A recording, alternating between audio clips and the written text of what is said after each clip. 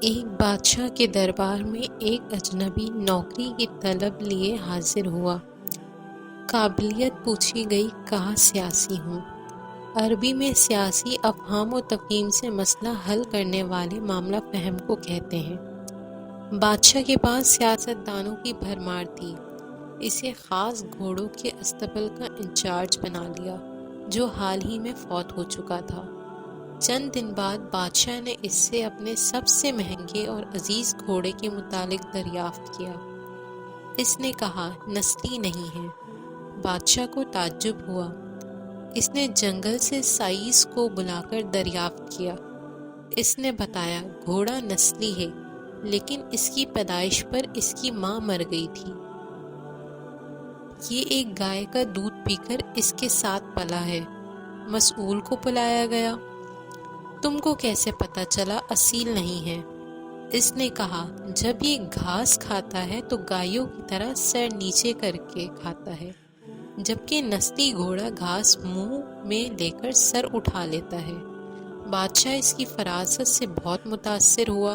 مسئول گھر اناج، گھی، بھنے دمبے اور پرندوں کا اعلیٰ گوشت بطور انعام بھجوایا۔ اس کے ساتھ ساتھ ملکہ کے محل میں تعینات کر دیا۔ چند دنوں بعد بادشاہ نے مصاحب سے بیگم کے بارے میں رائے مانگی۔ اس نے کہا طور اتوار تو ملکہ جیسے ہیں، لیکن شہزادی نہیں ہے۔ بادشاہ کے پیروں تلے سے زمین نکل گئی۔ حواس بحال کیے، ساس کو بلا بھیجا۔ معاملہ اس کی گوش گزار کیا۔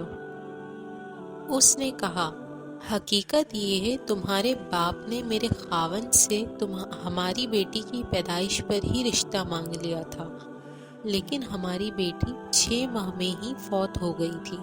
چنانچہ ہم نے تمہاری بادشاہت سے قریبی تعلقات قائم کرنے کے لیے کسی کی بچی کو اپنی بیٹی بنا لیا۔ بادشاہ نے مصاحب سے دریافت کیا تم کو کیسے علم ہوا؟ اس نے کہا اس کا خادموں کے ساتھ سلوک جاہلوں سے بدتر ہے۔ بادشاہ اس کی فراست سے خاصا متاثر ہوا۔ بہت سا اناج، بھیڑ بکریاں بطور انعام دیں، ساتھ ہی اسے اپنے دربار میں متعین کر دیا۔ کچھ وقت گزرا، مصاحب کو بلایا، اپنے بارے میں دریافت کیا۔ مصاحب نے کہا جان کی امان۔ بادشاہ نے وعدہ کیا۔ اس نے کہا نہ تو تم بادشاہ زادے ہو، نہ تمہارا چلن بادشاہ ہو والا ہے۔ بادشاہ کو تاؤ آیا، مگر جان کی امان دے چکا تھا۔ سیدھا والدہ کے محل پہنچا۔ والدہ نے کہا یہ سچ ہے، تم ایک چرواہے کے بیٹے ہو، ہماری اولاد نہیں تھی تو تمہیں لے کر پالا۔ بادشاہ نے مصاحب کو بلایا، پوچھا بتا تجھے کیسے علم ہوا؟ اس نے کہا بادشاہ جب کسی کو انعام و اکرام دیا کرتے ہیں تو ہیرے موتی جواہرات کی شکل میں دیتے ہیں، لیکن آپ بھیڑ بکریاں کھانے پینے کی چیزیں عنایت کرتے ہیں۔ یہ اسلوب بادشاہ زادے کا نہیں، کسی چرواہے کے بیٹے کا ہی ہو سکتا ہے۔ عادتیں نسلوں کا پتہ دیتی ہیں، عادات، اخلاق اور طرز عمل خون اور نسل دونوں کی پہچان کرا دیتے ہیں۔